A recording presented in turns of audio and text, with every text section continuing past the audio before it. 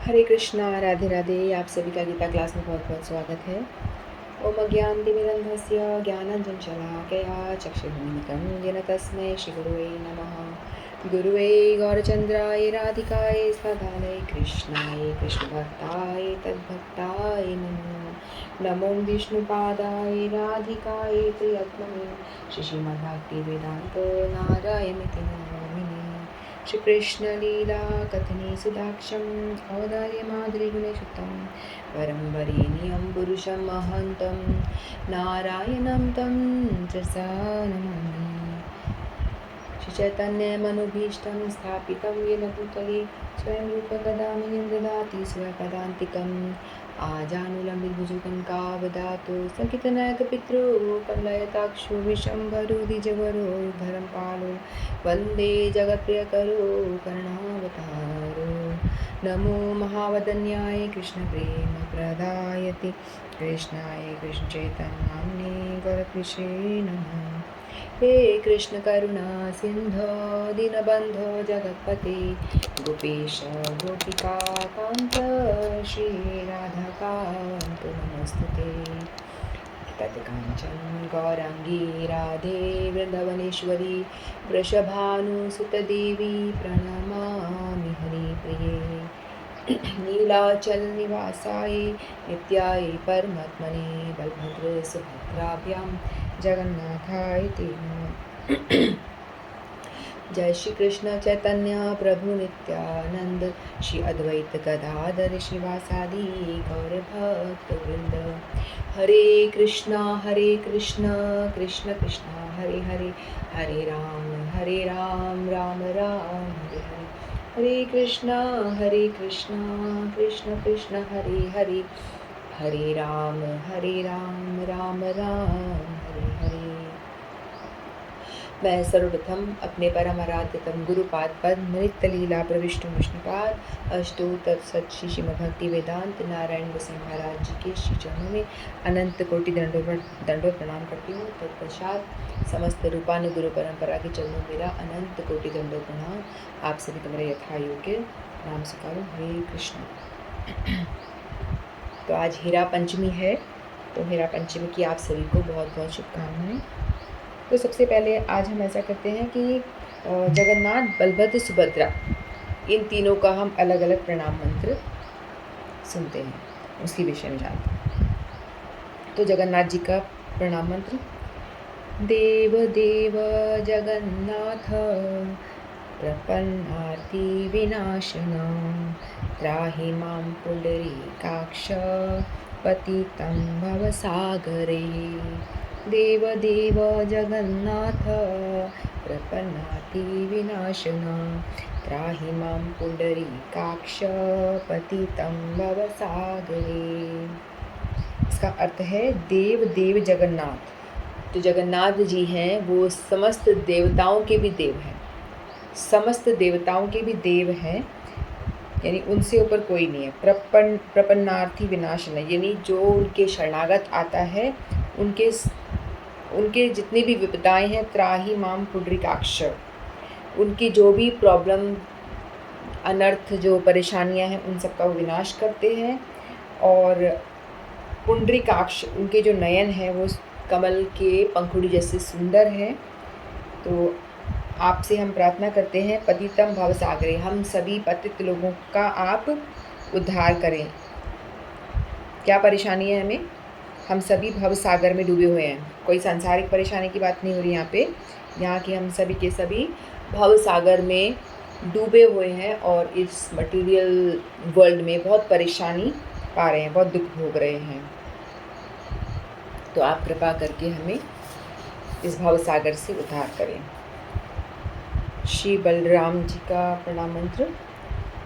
नमस्ते तु हलग्राम नमस्ते मूषलायुध नमस्ते रेवती कांत नमस्ते भक्तवत्सला नमस्ते बलिनां श्रेष्ठ नमस्ते धरणीधरा प्रलम्बारे नमस्ते तु त्राहि मां कृष्ण पूर्वज।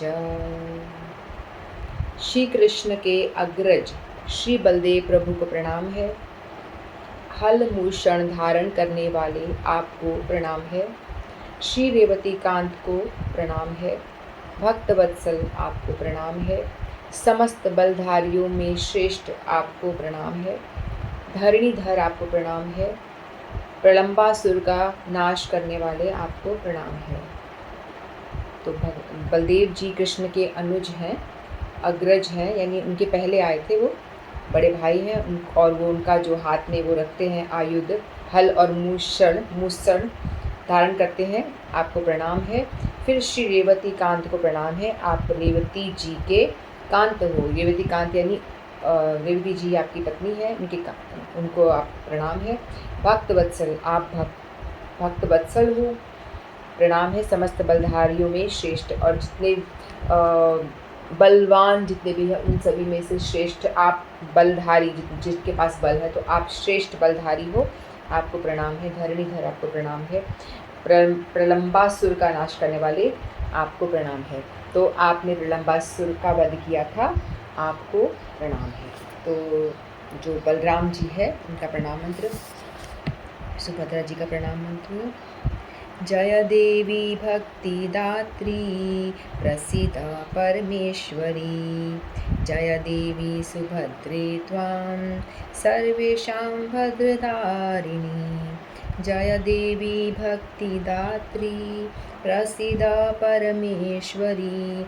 जय देवी सुभद्रे त्वं सर्वेषां भद्रदायिनी। हे भक्ति दायिनी, आपकी जय हो। आप परम नियता के रूप में विख्यात हैं। हे सुभद्रा, हे देवी, हे मंगल भद्रायणी, आपकी जय हो, जय हो, जय हो। तो सुभद्रा जी हैं जो हम सभी को भगवान की ओर लेके जाती हैं, हमें भक्ति प्रदान करती हैं। उनके बिना हम भगवान की ओर नहीं जा सकते। तो सुभद्रा देवी ही हैं जो भक्ति हमें, योग माया देवी भी इनको हम कह सकते हैं, योग माया देवी हैं जो हमें भक्ति प्रदान करती हैं, भगवान के निकट लेके जाती हैं।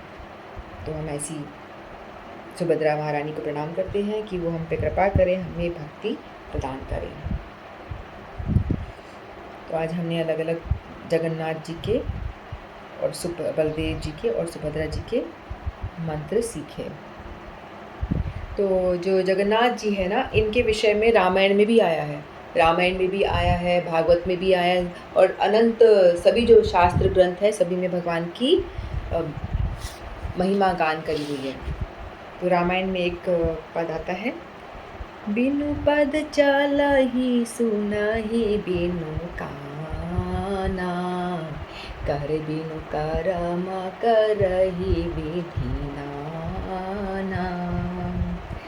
कहते हैं कि बिन पद चलहि, पैर नहीं है उसके बावजूद भी आप इतनी तेज चलते हो। कोई ऐसे कहते हैं कि पैर तो हैं भगवान के, लेकिन दिखते इसलिए नहीं क्योंकि वो अपने भक्तों के पीछे इतनी स्पीड में भागते हैं कि उनके पैर जो है वो नज़र नहीं आते। जब हम देखते हैं ना पंखा घूम रहा होता है, तो पंखा स्पीड में घूमता है तो क्या होता है, उसकी पंखुड़ियाँ नज़र नहीं आती। उसी तरह से कहते हैं कि जगन्नाथ जी अपने भक्तों के पीछे ऐसे दौड़ते हैं ज़ोर से, तो उनके पैर नज़र नहीं आते।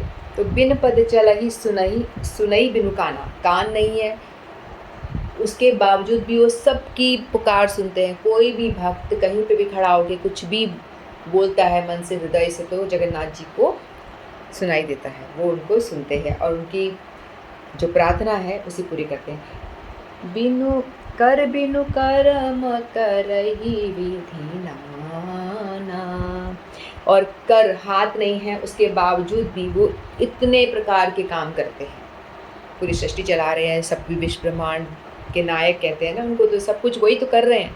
तो बिन पद, पैर नहीं है लेकिन तो भी स्पीड में चलते हैं, बिन सुनाई देता है बिन कान के, और हाथ नहीं होने के बावजूद भी वो विविध प्रकार के कार्य कर रहे हैं। तो ऐसे हमारे जगन्नाथ जी हैं, इनको कि हम सभी प्रणाम करते हैं। तो आज हेरा पंचमी है, तो हम हेरा पंचमी की कथा करेंगे। तो जब जगन्नाथ जी है, जगन्नाथ जी जब अन्वेषण काल में होते हैं ना, जब वो उनको फीवर हो जाता है, पहले स्नान यात्रा आती है, स्नान यात्रा के समय पे उनको खूब नहलाया जाता है, और स्नान मंडप पे ले जाकर खूब स्नान कराया जाता है। इतना स्नान कराते हैं कि उनको बुखार हो जाती है। ऊपर से तो बहुत गर्मी होती है, लेकिन गर्मी होने के बावजूद भी ऊपर से ठंडा ठंडा पानी डाल रहे हैं सभी लोग भक्तगण, और कंटिन्यूस स्नान चलता है पूरे दिन। तो उनको फीवर हो जाता है। फीवर हो जाने के बाद में वो बीमार हो जाते हैं। ऐसी लीला करते हैं। भगवान तो बीमार हो नहीं सकते, लेकिन भगवान लीला करते हैं। फिर वो बीमार हो जाते हैं। फिर वो 15 दिन के लिए अन्वेषण काल में चले जाते हैं। और तब क्या होता है, उसके बाद में वहाँ पर उनकी जो सेवा है ना, लक्ष्मी जी करती है। इसमें एक भाव ये भी है कि वो चाहते हैं कि द्वारका में जो ये नीलाचल धाम है, इसको द्वारका कहते हैं, है ना, द्वारका धाम। तो जगन्नाथपुरी में तीनों जो भाव हैं, इनका मिश्रण होता है। सभी कुछ हमें देखा गया है जगन्नाथपुरी में। औदार्य भाव यानी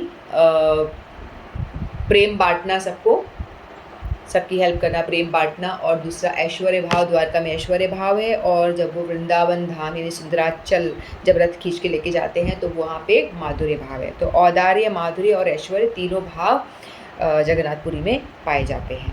तो जब वो वहाँ पे होते हैं तो लक्ष्मी जी के साथ में टाइम स्पेंड करते हैं, क्योंकि उनको टाइम नहीं मिलता। और उनको ऐसा था कि मुझे रथ यात्रा पे जाना है, तो अपनी पत्नी को थोड़ा मस्का लगाऊं, है ना। तो या एक रीज़न ये बताया जाता है, और दूसरा रीज़न कि फीवर हो गया तो उनके जो सेवायत है ना, वो सारे उनको सेवा करते हैं। उनका टेम्परेचर चेक होता है, उनको काढ़ा, दलिया, ये सब खिलाया जाता है। जो बीमार को खिलाया जाता है, वो सारा उनको मेडिसिन्स वगैरह दी जाती हैं। इस तरह से उनका टेक केयर करते हैं। और ये दैत्यपति करते हैं। दैत्यपति जो हमने कौन था वो, विश्ववासु, हमने कथा सुनी था। तो विश्ववासु जो नीच कुल का था, शबर कुल का व्यक्ति था, तो वो ही पहले उनकी सेवा किया करते थे ना, नील माधव की। तो इसीलिए उसी कुल की परंपरा को रखते हुए उसी कुल के जो दैत्यपति हैं, उन्हीं से ही भगवान सेवा ग्रहण करते हैं। अपनी पर्सनल जो सेवा होती है वहाँ पे मंदिर के अंदर उनसे ग्रहण करते हैं। वही लोग उनको ये सब खाना खिलाना पिलाना, दलिया खिचड़ी ये सब खिलाते हैं। और लक्ष्मी जी भी होती है। तो लक्ष्मी जी से इस तरह से साथ टाइम स्पेंड करते हैं कि लक्ष्मी जी प्रसन्न हो जाए, ताकि मुझे जाने दे। बाद में जब 15 दिन ख़त्म हो जाएंगे, उसके बाद में उनको रथ यात्रा पे जाना है। तो उनको लक्ष्मी जी को थोड़ा पटा रहे हैं, उनको मना रहे हैं, उनके साथ बड़ा अच्छा टाइम स्पेंड कर रहे हैं। तो अब जैसे ही 15 डेज़ होते हैं, तब उनको लगता है कि अब तो मैं बहुत ऊब गया। लक्ष्मी जी कहते हैं कि मैं घर बैठा बैठा बहुत थक गया हूँ, और अब मुझे लगता है कि थोड़ा बाहर टहल के आए। हम तीनों भाई बहन बीमार थे, तो थोड़ा सा बाहर घूम आए, है ना, ऐसा गार्डन में घूम के आ जाए। तो लक्ष्मी जी को बोलते हैं कि हम कहीं बाहर चले जाएं, आप हमें परमिशन देते हो। तो पत्नी है, आज्ञा लेनी पड़ेगी। तो लक्ष्मी जी कहती है ठीक है जाओ, तो जल्दी आना। बोलते हाँ हाँ 2 दिन में आ जाएंगे वापस, 2 दिन के अंदर वापस आ जाएंगे। तो लक्ष्मी जी कहती है ठीक है। तो लक्ष्मी जी ने आज्ञा दे दी। अब क्या होता है, जगन्नाथ यात्रा होती है उसके बाद में। तो तीनों भाई बहनों को जगन्नाथ मंदिर के बाहर रथ में विराजमान किया जाता है। जब रथ में बिठाते हैं, उसको बोलते हैं पांडु विजय।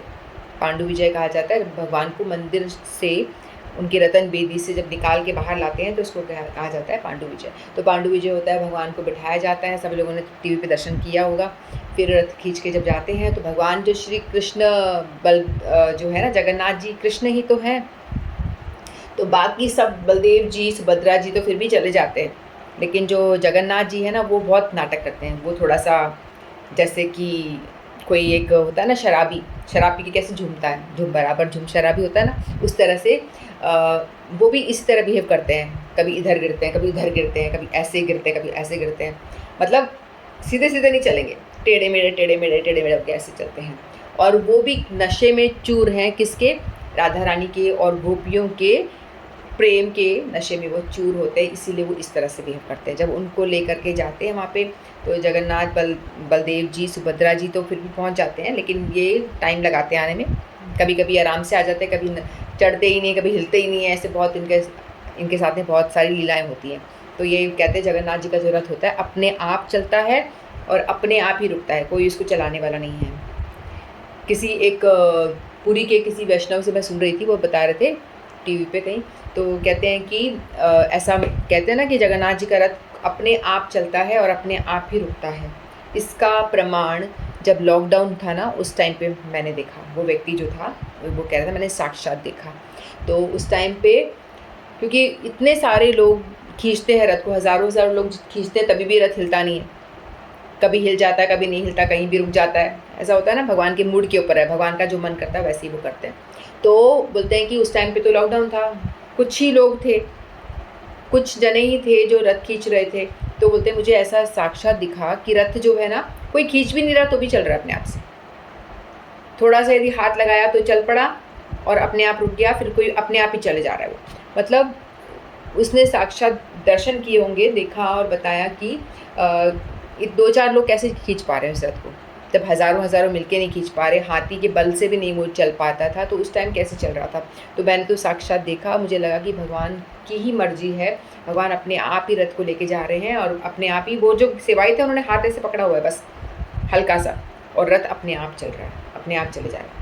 तो ऐसा सचमुच में ऐसा ही होता है कि रथ जो है भगवान की इच्छा पे ही निर्भर करता है। भगवान जब चाहते हैं रुकना, उनको लगता है कोई भी भक्त जो है उन्हें भाव से याद कर रहा है, नो मैटर कि उसमें से हो सकता है कोई आप हो या कोई भी हो वहाँ पे और उनका वेट कर रहा हो, प्रार्थना करता है कि रुको मेरे लिए, मैं आ रहा हूँ, रुको मेरे लिए आ रहा हूँ, तो जगन्नाथ जी का रथ नहीं चलता। इस बार भी कुछ ऐसा हुआ था, वो रुक गया था रथ, चल नहीं रहा था काफ़ी देर तक। तो वे भी किसी भक्त का वेट किया होगा और जैसे ही भक्त का दर्शन हुआ तो रथ चल पड़ा, है ना। तो भक्त जाने और भगवान जाने, उनके आपस की बात होती है। और इस बार जब जगन्नाथ जी का रथ जो उसने वो नहीं बांधा हुआ ना, क्या बोलते हैं उसके ऊपर जो मुकुट सा होता है, कि बारिश बहुत हो रही थी, तो बारिश के टाइम पे वो गीला होकर के और भारी हो जाता है, तो इसलिए उसको हटा दिया था। तो ऐसे ही वो चल रहे थे जगन्नाथ जी इस बार बिना मुकुट के। फिर जगन्नाथ जी जो है वहाँ पे पहुँचते हैं गुंडीचा मंदिर, जो कि अभिन्न वृंदावन धाम है, सुंदराचल। फिर वहाँ पे उनकी जो मौसी माँ गुंडीचा महारानी राजा इंद्रद्युम्न की पत्नी, उनके घर में जाते हैं, जैसा कि उन्होंने वैसे वचन दिया था कि मैं आकर के आपके घर में रहूँगा। क्योंकि उन्होंने क्या वर मांगा था, 3 वरदान दो कि मेरा वंश आगे नहीं बढ़े, मेरे कोई पुत्र ना हो, और आप हाथ कभी आपके सूखे नहीं, और एक और क्या वर मांगा था कि आप कभी सोना मत, है ना। 3 वर मांगे थे भक्तों के फेवर में। तो इसीलिए उन्होंने कहा कि ठीक है, मैं ही, हम तीनों आपके बच्चे, हम आएंगे वहाँ पे। तो इस तरह से वो आते हैं वहाँ पे, वो रहते हैं 9 दिन होता है, 1 दिन आना 1 दिन जाना, और 7 डेज़, लगभग 1 हफ्ता वो गुंडीचा मंदिर में रहते हैं। तो गुंडीचा मंदिर में रहते हैं वहाँ पर, और बड़े ही आनंद करते हैं। गोपियाँ हैं वहाँ पे, नंद यशोदा है, जो गुंडीचा महारानी है वो यशोदा मैया ही हैं, है ना। और ठाकुर जी तो वहाँ पे आनंद में हो गए एकदम, अब जाने का नाम नहीं ले रहे। लक्ष्मी जी को क्या बोल के आए, 2 दिन में वापस आ रहा हूँ। अब लक्ष्मी जी बोल रही हैं, उनकी पत्नी है लक्ष्मी जी, मतलब रुक्मणी देवी ही हैं, है ना। तो वो कहती हैं कि द्वारका में तो रुक्मणी जी है ना, तो कहते हैं कि अभी तक आए नहीं, कहाँ चले गए ये, अभी तक आए क्यों नहीं। तो वो हैं तलाशी करने के लिए बाहर निकलती हैं, घर के बाहर निकलती हैं। अब सिंह के द्वार तक आती हैं, इधर उधर ढूंढती, कहाँ गए कहाँ गए कहाँ गए, ढूंढते ढूंढते ढूंढते फिर उनको समझ में आता है कि वो तो वृंदावन चले गए हैं, सुंदराचल चले गए हैं। तो वो क्या करती हैं, अपना रथ तैयार करवाती हैं, और लक्ष्मी है अपने पूरे वैभव के साथ जाएंगी। सोने चांदी जड़ित रथ होता है, और उसमें खुद भी एकदम लद जाती है सोने से, सोने का मुकुट, सोने चांदी हीरे मोती सब पहन के लद करके एकदम रानी लक्ष्मी जैसे जो उनका वेश है। फिर उनकी दासियाँ भी ऐसे ही सजी हुई हैं सोने चांदी आभूषणों से, और वो रथ पालकी को लेकर के जाते हैं लक्ष्मी जी की। तो पालकी को लेकर के जाते हैं, फिर वो सुंदराचल यानी गुंडीचा मंदिर के बाहर पहुंचते हैं। वहाँ देखते हैं कि तीनों रथ खड़े हुए हैं, तीनों के रथ जो है, नंदी घोष जो भगवान का रथ है वहाँ खड़ा हुआ है, और वो भी खड़े हैं, दोनों रथ भी खड़े। फिर वो अंदर जाने का प्रयास करती हैं, तो उनके जो सेवक होते हैं तो वो उनको रोक देते हैं वहीं पे। जगन्नाथ जी को मैसेज पहुंचाते हैं कि लक्ष्मी जी आई। जगन्नाथ जी कहते हैं उनको वहीं पे रोको, अंदर मत आने देना। उनको डर लगता है कि अभी अंदर आएंगे तो पिटाई हो जाएगी, तो बोलते वहीं रोको, अंदर मत आने देना। तो वो जैसे ही वो जाती हैं तो उनको वहाँ पे रोक दिया जाता है। जगन्नाथ जी कहते हैं काम करो, मेरी प्रसादी माला ये ले जाओ, उनको दे दो।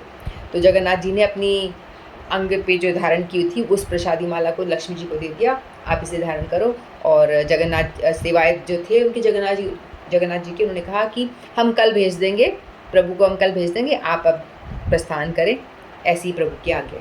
तो लक्ष्मी जी को इतना गुस्सा आता है, एक तो बिना बताए आ गए यहाँ पे, और 2 दिन कहकर आए थे घूमने जा रहा हूँ, और यहाँ आके बैठ गए और आ भी नहीं रहे वापस।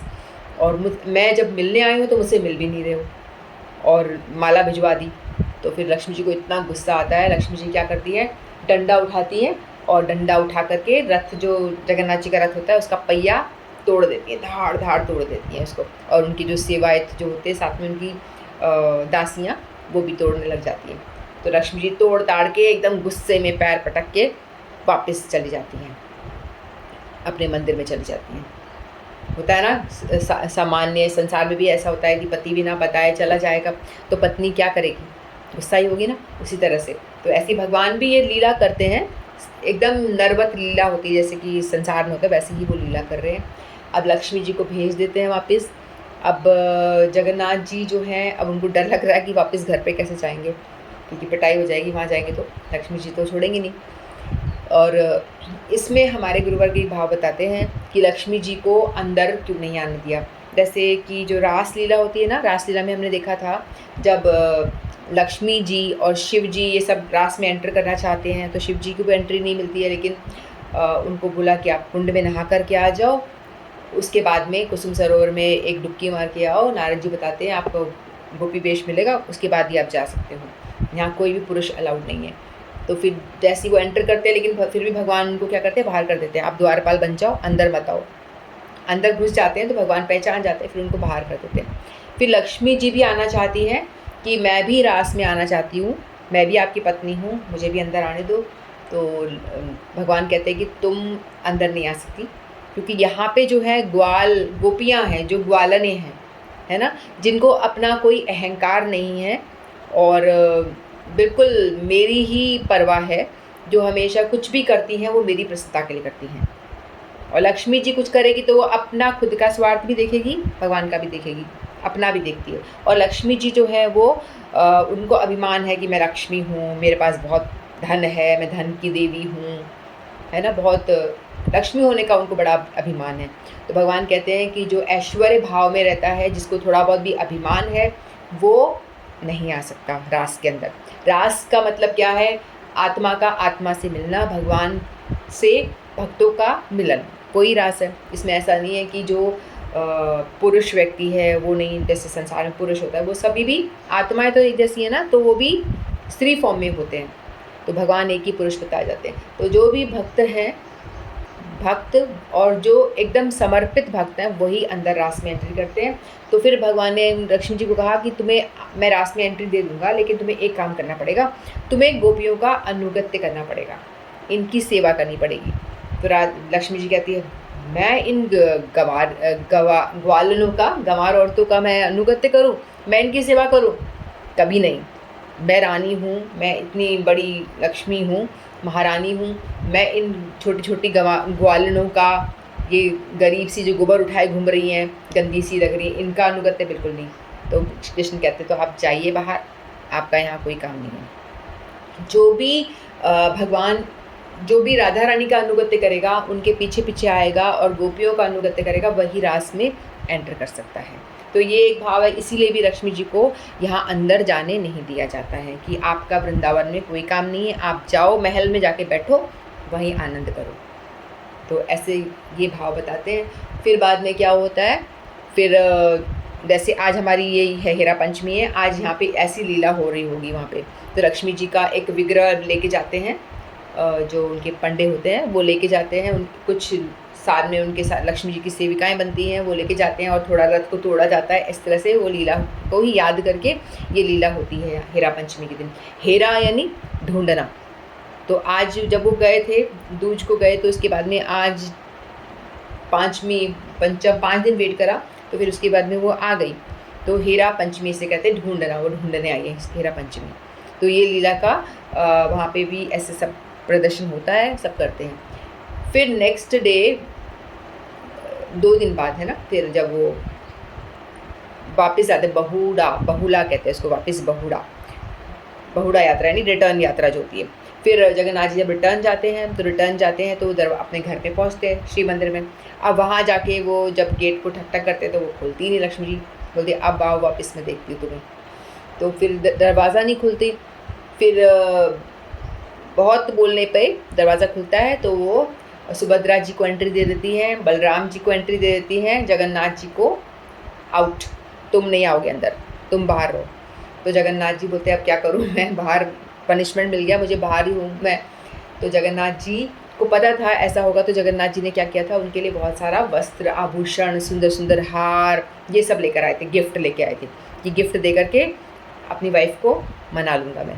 फिर वो गए और फटाफट रसगुल्ले मंगाए, बंगाल के रसगुल्ले होते हैं बहुत फेमस है, वो लेकर के आए रसगुल्ला। फिर लेकर के आए, फिर वहाँ पे उनकी बहुत सारी बोलबाली होती है, जैसे चैतन्य चरितामृत में है कि बहुत सारा उनका आपस में विवाद होता है, वो आपस में खूब गालियाँ, लक्ष्मी जी खूब गालियाँ भी देती हैं और ये भी बोलाबाली होती है। तो बलराम जी कहते हैं जब बाहर थे कि आप घर की बहू हो, आपको ये शोभा नहीं देता, ऐसे मत करो, ऐसे कुछ कुछ विवरण आता है।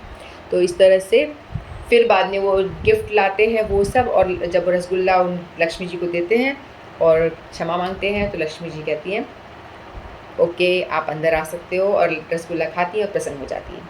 तो ये एक लीला है बहुत सुंदर सी, जो आज के दिन हुई है, हेरा पंचमी वाले दिन। तो इस लीला से हमें कुछ सीखना भी चाहिए कि यदि हमारे प्रिय कुछ गलत भी करें तो हम लोगों को माफ़ कर देना चाहिए, है ना। ऐसा नहीं है कि एकदम अकड़ के बैठे रहो, अपने जन के लिए, अपने स्वजन के लिए हमें थोड़ा बहुत दो बातें सुननी पड़े तो सुन लेनी चाहिए, जिससे कि घर बना रहे, रिश्ता बना रहे। और इस तरह जो ये लीला है, नरवत लीला लगती है, लेकिन ये सब भगवान की इच्छा से होती है। तो ये हेरा पंचमी की लीला इस तरह से हुई। बोलो हेरा पंचमी की जय। तो हमारे पास टाइम और भी है, तो एक दो कथा और कर लेते हैं हम। एक बार एक व्यक्ति होता है, मुस्लिम व्यक्ति होता है, तो वो जा रहा होता है, तो किसी ने उसको क्या करा, प्रसाद, जगन्नाथ जी का प्रसाद दिया। तो वो जो मुस्लिम था, उसको तो जगन्नाथ जी के प्रसाद में कोई श्रद्धा नहीं थी, तो उसने क्या करा, प्रसाद को लिया और नाली में फेंक दिया, खाया नहीं, नाली में फेंक दिया। अब रात हुई, अब रात को सपने में जगन्नाथ जी, बलदेव और सुभद्रा जी आ गए। सपने में आ जाते हैं वो हमेशा, तो सपने में आ गए और बलदेव जी बोले कि उनको छाती पे बैठ कर के धाड़ धाड़ उनको कूटने शुरू कर दिया, खूब पिटाई करी, थप्पड़ थप्पड़ मारे और कूटना शुरू कर दिया जोर जोर से। तो वो बोली बचाओ बचाओ, कौन हो तुम, कौन हो तुम, सपने में। तो सुभद्रा जी कह रही कि हाँ भैया, और मार इसको, और मार इसको, इसने मेरे भाई का प्रसाद फेंक दिया, और मार इसको, छोड़ना नहीं, छोड़ना नहीं। तो वो इतना इतना रोना शुरू कर देता, अरे बचाओ, अरे कौन हो तुम, कौन हो। बोलते हाँ मैं वही हूँ जिसका प्रसाद तुमने फेंका था ना, और फेंकेगा प्रसाद, और फेंकेगा प्रसाद। तो नहीं नहीं नहीं फेंकूंगा, मुझे छोड़ दो, मुझे छोड़ दो। तो ऐसा करना, कल सुबह जाना और जाकर के वो प्रसाद जहाँ फेंका वहाँ से निकालना और बाद खाना, चाहे जितना गंदा हो, जो भी हो, मुझे नहीं पता, आप निकालोगे और तुरंत खाओगे उस प्रसाद को। तो इसी तरह से फिर वो उठा, तो उसके सचमुच में घूसे पड़े होते हैं, दर्द हो रहा होता है यहाँ पे और गालों पे निशान हो रहे होते हैं। तो वो जाता है, दौड़ कर जाकर वो प्रसाद निकालता है और वो खाता है। तो इस तरह जगन्नाथ जी का जो प्रसाद है ना, इसका बड़ी महिमा है। कहते हैं कि जैसे आपके हाथ में आए तुरंत खा लो, उसको इधर उधर रखो मत, चुपचाप खा लो, ख़त्म कर दो इसको, क्योंकि इधर उधर गिर जाएगा ना तो बहुत दिक्कत हो जाएगी। जगन्नाथ जी बलदेव जी आके पिटाई करना शुरू कर देंगे, इससे अच्छा है फटाफट खा लो, वो अच्छा है, क्योंकि इधर उधर मिसप्लेस हो गया, कहीं गिर गया, किसी के वो हो गया तो दिक्कत हो जाती है। तो एक बार एक राजा था, नहीं एक दूसरी कथा। तो एक बार एक रानी, एक राजकुमारी थी, तो उसकी जो माता थी ना वो बीमार हो जाती बहुत ज़्यादा, और बहुत बीमार होती है, उसको कोई भी इलाज नहीं होता। विष्णुप्रिया नाम था उस राजकुमारी का, और उसकी माँ का इलाज हो नहीं रहा था, कुछ भी कर लिया लेकिन वो ठीक नहीं होती। तो उसने सोचा मैं क्या करूँ क्या करूँ। तो उसने अपने राज्य में जो उनका वैद्य था उनको पूछा कि कुछ हो नहीं रहा, कैसे बचाएं मम्मी को, अपनी माता को बचा नहीं पा रहे हैं। तो वैद्य ने सलाह दी कि एक काम करो कि आप जगन्नाथ जी का प्रसाद मंगवाओ और वो खिलाओ, उससे वो ठीक हो जाएंगी। तो राजकुमारी ने ऐसे ही किया। राजकुमारी का नाम विष्णुप्रिया था, तो उन्होंने ऐसे ही करा। उन्होंने कहा ठीक है, तो जगन्नाथ जी से प्रसाद मंगवाया गया और उसकी माँ को खिलाया गया। तो जैसे ही वो प्रसाद खाती हैं तो धीरे धीरे वो ठीक हो जाती है बिल्कुल। तो राजकुमारी का बहुत ज़्यादा विश्वास हो जाता है जगन्नाथ जी पे। तो जगन्नाथ जी को प्रणाम करती हैं और कहती हैं कि मैं कुछ इन रिटर्न देना चाहती हूँ। जगन्नाथ जी ने मेरी माता को ठीक कर दिया है, तो मैं कुछ अपना आभार व्यक्त करना चाहती हूँ।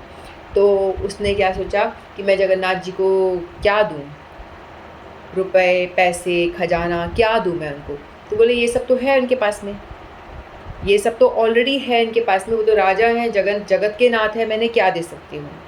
तो पहले खूब दिमाग लगाया, हार दे दूँ, पैसा दे दूँ, ये दे दूँ, वो दे दूँ, ऐश्वर्य, बोलता है कि ये सब तो है, ये कोई मतलब नहीं है उनके लिए। तो मैं क्या दूँ, क्या दूँ? सोच-सोच के फिर उसने क्या करा, एक लेटर लिखा। उस लेटर को लिख कर के उस एक बहुत सुंदर से पैकेज बनाया और उसमें अच्छे से पैक करके गिफ्ट रैप करके बढ़िया तरीके से दे दिया और अपने मंत्री को बोला कि जाओ और ये जगन्नाथ जी को दे देना मेरी तरफ से। तो रास्ते में वो जा रहा था, जो मंत्री था उसने सोचा कि राजकुमारी है, पता नहीं क्या दिया होगा, कुछ प्रेशियस चीज़ दी होगी, कीमती चीज़ ज़रूर दी होगी। तो उसके मन में ऐसा भाव आ रहा है कि मैं देखूँ, एक बार मैं खोल के देखूँ। नहीं, फिर लगा नहीं, गलत बात है, नहीं देखता। फिर बोलता नहीं, देखने का मन है, देख ही लेता हूँ कि क्या है, फिर दोबारा पैक कर दूँगा, देखूँ तो सही क्या इम्पोर्टेंट चीज़ दी है। मतलब राजकुमारी है तो गिफ्ट भी उसके लेवल का ही होगा ना, छोटा-मोटा गिफ्ट तो होगा नहीं, इतनी बड़ी राजा की बेटी है।